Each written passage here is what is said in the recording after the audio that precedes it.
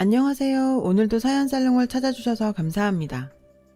저는 30대 중반의 여성입니다. 아버지가 사고로 일찍 돌아가셔서 홀어머니 밑에서 외동으로 자랐어요. 생계를 위해 어머니가 밤낮 없이 일을 하셔야 했기 때문에 저는 일찍이 남의 손에 맡겨지거나 친척집을 전전하기도 했고 형제도 없다 보니 늘 외롭게 자랐습니다.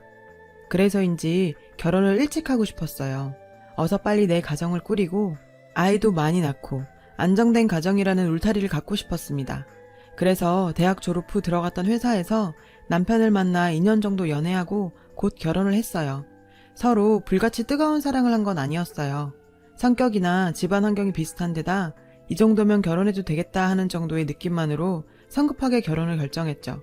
지금 생각하면 너무 어렸고 어리석은 생각이었어요. 남편도 저와 같이 외동으로 자란 데다 아버지가 일찍 돌아가셨거든요. 사랑보다는 연민과 동정에 가까운 감정이 더 컸습니다. 그래도 신혼 초엔 큰 문제 없이 무난하고 순탄한 결혼 생활을 했어요. 시어머니와 합가를 하기 전까진 말이죠. 결혼하고 2년 정도 됐을 때 남편이 시어머니와 합가를 하면 어떻겠냐고 슬쩍 얘기를 꺼내더라고요. 시어머니에게 자식은 남편 하나뿐이라 저도 각오는 하고 있었지만 이렇게 빨리 합가 얘기를 꺼내게 될 줄은 몰랐습니다. 결혼 전 남편과 단 둘이 사시던 시어머니가 너무나 외롭고 적적하시다며 우울증에 걸릴 것 같다고 하셨답니다. 남편은 시어머니가 하나 둘 아픈데도 생겨나고 너무 힘들어하시니 합가를 해야 한다는 식으로 거의 통포조로 말하더라고요. 저희는 결혼하고 3년 정도 후에 아이를 갖기로 했는데 이유는 신혼생활을 좀 더 즐기고 육아하는 데 드는 비용을 좀 더 모아놓고 출산하고 싶어서였거든요.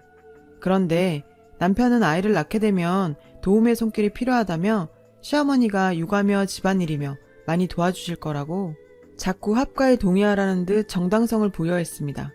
전 너무 부담스럽고 갑작스러워서 선뜻 대답하기 어려워 주저하고 망설이는 모습을 보였더니 남편이 돌변하며 불같이 화를 내더라고요. 난 네가 그런 사람인 줄 몰랐어. 내 엄마면 네 엄마기도 한 거 아니야? 난 장모님을 우리 엄마처럼 똑같이 생각하는데 넌 아니구나? 이렇게 서운함을 토로했어요. 그때부터 저랑은 눈도 안 마주치고 차려놓은 밥도 안 먹고 무슨 말을 해도 그냥 무시를 했어요. 애도 그런 애가 없었고 갈수록 한심하고 저에게 실망감 안겨주는 행동만 하더라고요. 연애할 때도 그렇고 결혼하고 나서도 한 번도 보이지 않았던 남편의 그런 모습에 전 많이 놀랐습니다. 아버지 없이 어머니와 단 둘이 살아서인지 시어머니와 남편의 관계는 정말 끈끈하고 깊었어요. 너무 가까운 사이라 제가 들어갈 자리가 없을 정도라는 생각이 들 때면 저와 남편의 사이는 반대로 너무 멀게 느껴지곤 했어요. 합가 전에 명절이나 행사에 시댁에 찾아가면 대놓고 저는 없는 사람처럼 행동했습니다. 남편이 좋아하는 과일이라며 메론을 썰어 남편에게만 주기도 하고 가끔씩 외식하러 가면 저희 식성이나 취향보다는 남편이 먹고 싶은 곳으로만 갔어요. 제 의사는 한 번도 묻지 않더라고요. 제가 시어머니와의 합가를 꺼리는 이유 중에 가장 큰 건 시어머니의 강한 성격 탓입니다. 시어머니는 동네에서 유명한 싸움꾼이세요. 항상 인상을 쓰고 다니셔서 미간에 깊은 주름이 있고 몸집도 크시고 목청도 좋으셔서 평범하게 말씀하셔도 온 동네가 쩌렁쩌렁 다 울릴 정도랍니다. 사소한 일에도 시비를 걸며 싸우려고 덤비셔서 동네 사람들이 알아서 피해 다니고요. 결혼 전에 처음 인사드리려 시댁에 찾아갔을 때도 저한테 무작정 목청을 높이시더라고요. 다짜고짜 옷차림이며 인상이 마음에 안 든다고 하셨어요. 남편과 상의해서 한우 세트랑 과일을 사들고 갔었는데 성에 안 차 하셨죠. 결혼할 집에 고작 이런 걸 사가지고 오느냐며 자기 집안을 무시하냐고 하셨어요. 역시 어른 없이 자란 집 딸이니 보고 배운 게 뭐가 있겠냐. 초면에 친정 비하까지 서슴지 않았습니다. 그때 너무 큰 상처와 충격을 받아서 결혼을 망설였는데 남편이 정말 미안하다며 대신 사과를 했고 어머님이 남편 없이 자기를 키워내시느라 성격이 저렇게 되실 수밖에 없었다며 이해해달라고 울면서 매달렸습니다. 원래는 저런 분이 아니고 결혼하면 달라지실 거다. 자기가 더 노력하고 잘 하겠다고요. 그땐 저도 아직 어린 데다 세상 물정을 몰랐고 남편이랑은 문제없이 잘 맞았기 때문에 내가 남편이랑 결혼하는 거지 시어머니랑 하는 거 아니니까 많이 신경 쓰지 말자 하고 가볍게 생각하고 넘겼어요. 그리고 어떤 사람이랑 언제 결혼을 하든 크고 작은 문제들은 다 있는 법 아니겠냐고 생각했고요. 지금 같아선 바로 그때 결혼 생각을 접었어야 했는데 정말 후회가 막심합니다. 그깟 결혼이 뭐라고. 그땐 무엇보다 하루라도 빨리 결혼해서 가정을 꾸리고 싶다는 생각이 너무 강렬했거든요. 아무튼 결국엔 시어머니와 합가하기로 했고 지옥 같은 나날들이 시작됐습니다. 처음엔 남편이 신신당부를 했는지 시어머니도 나름 배려하고 조심하려고 하시는 게 눈에 보였어요. 제가 한 반찬이 입맛에 안 맞거나 제가 집안일이 서툴러도 예전 같으면 바로 불같이 화를 내셨을 텐데 가볍게 넘기거나 모른 척 하시더라고요. 그런 마음이 느껴지고 고마워서 저도 이왕 이렇게 된 거 최대한 어머니께 맞춰드리고 편히 지내실 수 있게 신경 써드리려고 노력했습니다. 결혼과 동시에 일을 그만두고 전업주부로 살던 저는 어머님과 합가 후 자주 부딪힐까봐 신경 쓰기도 했고 까다로운 어머님의 입맛을 맞춰드리고자 오전에는 요리를 배우러 다니려고 했습니다. 근데 이 문제로 한참 갈등이 생겨서 시끄러웠어요. 넌 왜 결혼한 지 얼마 되지도 않은 게 벌써 밖으로만 도는 거니? 나랑 합치자마자 네가 나가 돌면 사람들이 내가 너 구박해서 그런지 아는 거 아니냐? 아니, 조신하게 집에 있으면서 내 아들 내조나 잘하지. 여자가 돼가지고 왜 이렇게 나대는 거니? 정말 숨이 막히고 황당하더라고요. 남편은 역시나 자기 엄마 편만 들었습니다. 자기도 밖에 다니며 요리 배우는 거 탐탁치 않다며 정 요리가 배우고 싶으면 자기 엄마한테 집에서 배우라고 하더라고요. 기가 찼어요. 시어머니는 요리라고는 전혀 못하시거든요. 그저 드시고 음식 타박만 할 줄 알지 요리엔 전혀 관심도 재능도 없으시거든요. 정말이지 갈수록 숨이 막히고 힘든 나날들이 이어졌어요. 그러던 어느 날 또 다른 쪽으로 불똥이 튀었어요. 이번에는 시어머니가 저희 아이 문제를 가지고 간섭하며 부담을 주기 시작하는 겁니다. 도대체 너희는 결혼한 지가 언젠데 아직도 애가 없냐? 네가 무슨 큰 문제 있는 거 아니냐? 다른 옆에 애들이 내 옆에서 일부러 손주 자랑하는데 내가 얼마나 속상한 줄 알기나 하니? 하면서요. 그래서 내년 정도 지나면 아이를 가지려고 한다고 조금만 기다려달라고 했더니 네 나이도 적은 거 아닌데 하루라도 빨리 낳을 생각을 해야지 왜 자꾸 미루기만 하냐고 또 고래고래 동네가 떠나갈 때 소리를 지르시는 겁니다. 시어머니와는 이렇게 매번 전혀 소통도 안 되고 그렇게 살얼음판을 걷듯 노심초사했어요. 엎친 데 덮친 격으로 이제 남편까지 속을 썩였습니다. 전부터 조금씩 낌새를 채긴 했지만 아무래도 여자가 생긴 것 같았거든요. 회사 일 핑계를 대며 늦게 들어오는 건 기본이고 외박까지 서슴지 않았어요. 무슨 막장 드라마처럼 와이셔츠에 립스틱 자국이며 향수 냄새는 기본이었고요. 남편도 이젠 대놓고 나를 무시하고 바보로 여기는 것 같아 화가 치밀어 올랐습니다. 시어머니와 같이 살고 있으니 뭔가 확실해지기 전까지 이 문제를 대놓고 이야기하기도 어려웠죠. 그리고 시어머니가 이런 문제를 알게 되셨다고 해도 남편 편을 들 게 불보듯 뻔하고요. 마침 남편과 같은 부서에서 일하는 여직원이 제 친구의 동생이에요. 그래서 그 친구가 동생한테 들은 남편 회사 얘기를 저한테 전해주곤 했거든요. 어느 날 급하게 그 친구한테 전화가 왔어요. 야, 동생이 그러는데 네 남편 요즘 확실히 여자 생긴 것 같대. 예전보다 굉장히 밝아졌다는데? 전화며 카톡이며 수시로 해대고 되게 야해 보이는 여자랑 둘이 손잡고 시내 모텔 쪽으로 사라지는 것도 직접 봤대. 각오는 하고 있었지만 이렇게 전해드리니 정말 분노가 치밀다 못해 터져버릴 것 같았어요. 그것들을 잡아다가 당장 족치고 아주 개망신을 주고 싶어졌습니다. 그런데 생각해보니 지금 이렇게 감정적으로 대응하는 것보단 증거를 모으고 타이밍을 잘 잡아서 제대로 처리하는 게 낫겠다는 생각이 들었습니다. 그러던 어느 날 제가 마트에서 장을 보고 좀 늦게 집에 들어갔는데 제 앞에 정말 보고도 믿기지 않은 광경이 펼쳐지고 있더라고요. 시어머니와 남편, 그리고 진한 화장에 노출이 심한 옷을 입고 있는 누가 봐도 천박한 꽃뱀 같은 여자가 같이 앉아서 화기애애한 분위기를 연출하고 있는 거였죠. 정말 기가 차고 황당해서 어안이 벙벙했죠. 제가 들어갔는데도 아무도 아랑곳도 않더라고요. 완전 투명인간 취급에 전 없는 사람 같았습니다. 그래서 제가 그 여자에게 먼저 물었어요. 도대체 누구신데 여기 있는 거예요? 그랬더니 시어머니가 잠깐 움찔하더니 네 남편 회사 일하면서 알게 된 누님인데 일적으로도 많은 도움을 주신다더라. 얼른 인사드리라고요. 그 여자를 자세히 보니 정말 나이가 남편보다 최소 5살은 더 많아 보이더라고요. 저 여자가 남편한테 일적으로 도움을 줘? 정말 어이가 없네. 무슨 싸구려 술집 마당 같은 여자를 가지고 그걸 믿으라고? 그런 생각들이 저절로 들었어요. 제가 또 일적으로 만난 분이 왜 집에까지 와 있는 거냐고 물으니 시어머니가 막 화를 내는 겁니다. 네가 집안에서 살림이나 하는 게 뭘 아냐? 남편 지인이 왔으면 인사를 하고 대접을 해야지. 어디서 그런 태도야?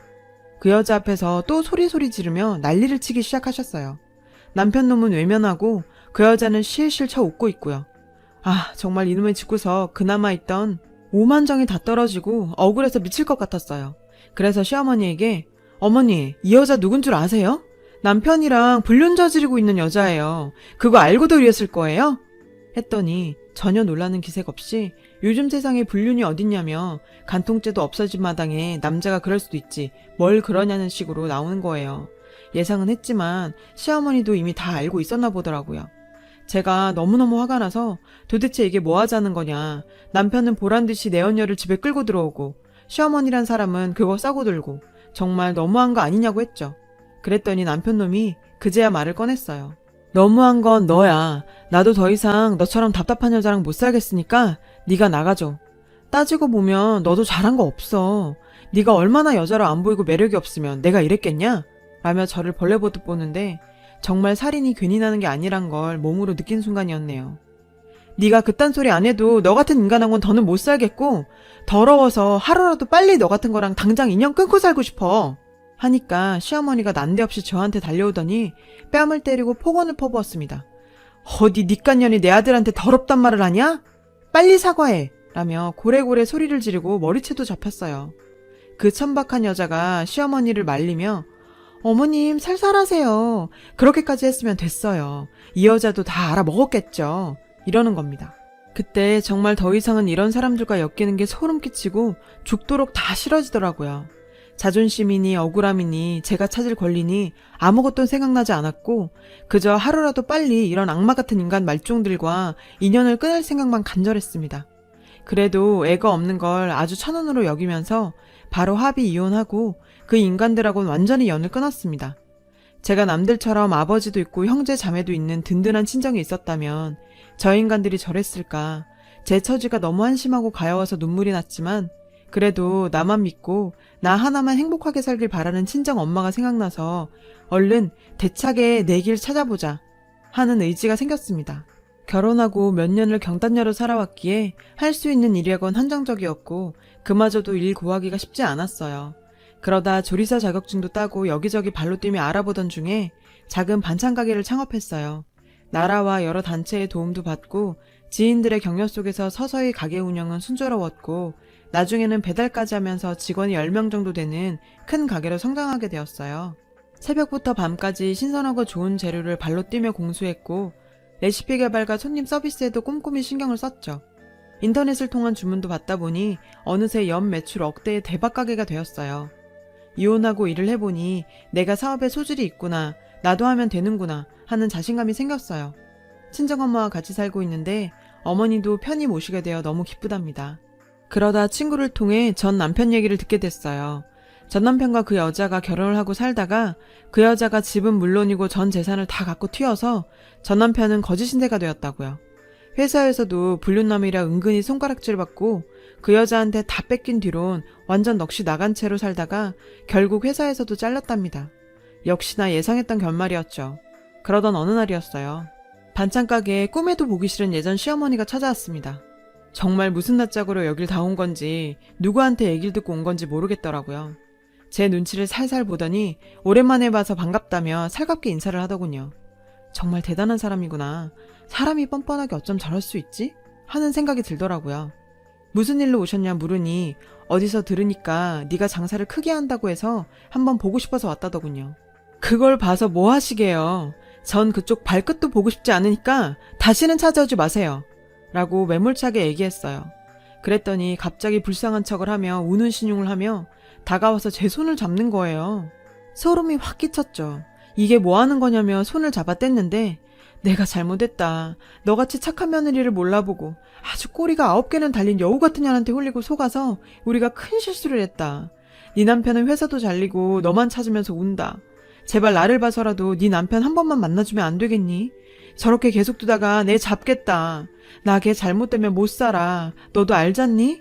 뭐라고요? 정말 어이가 없어서 제 남편이요? 말 조심하세요. 제가 당신 볼 게 뭐가 있어서 당신을 봐서 그쪽 아들을 만납니까? 들을 가치도 말할 가치도 없는 말 더 이상 하지 마시고요. 더 이상 남의 영업장 찾아와서 영업방해하지 마세요. 경찰 부를 거예요. 예, 아가 그러지 말고 내가 무릎이라도 꿇으마. 제발 한 번만 용서해주면 안 되겠니? 우리가 그년한테 흘려서 제정신이 아니었어. 제발 이렇게 빌게. 나를 봐서라도 한 번만 좀 봐주면 안 되겠니? 사람 하나 살리는 셈 치고. 이 여자 아직까지 내가 예전에 바보 같은 그런 여자로 알고 감정에 호소하는 것 같더군요. 손님들이 웅성대고 가게 분위기가 말이 아니었어요. 소리를 더 내면 안 될 것 같아 시모 귀에 대고 얘기했어요. 할머니, 자꾸 여기서 이러시면 곤란해요. 미쳐도 곱게 미치셔야죠. 나가세요. 하면서 직원 2명에게 부탁해서 저 할머니 끌어내달라고 했죠. 그렇게 제 눈앞에서 직원들 손에 질질 끌려 나갔습니다. 그 서슬퍼렇던 모습이 얼마나 초라하고 한심하고 우습던지요. 아주 통쾌했어요. 자기들이 자초한 일, 자기들이 감수해야죠. 일말의 양심이 있다면 여기가 어디라고 찾아와서 저러는 걸까요? 정말 새삼스레 세상엔 별별 인간들이 다 있다는 생각이 들었어요. 긴긴 인생에서 그냥 좋은 경험했다 여기고 전 앞으로의 길만 생각하려고요. 그런 게 정말 진정한 승리인 것 같아요. 제 글 읽어주셔서 감사합니다. 여러분, 사연 댓글에 응원과 현명한 조언 부탁드려요. 좋아요와 구독은 저에게 큰 힘이 됩니다. 오늘도 좋은 일 가득하세요.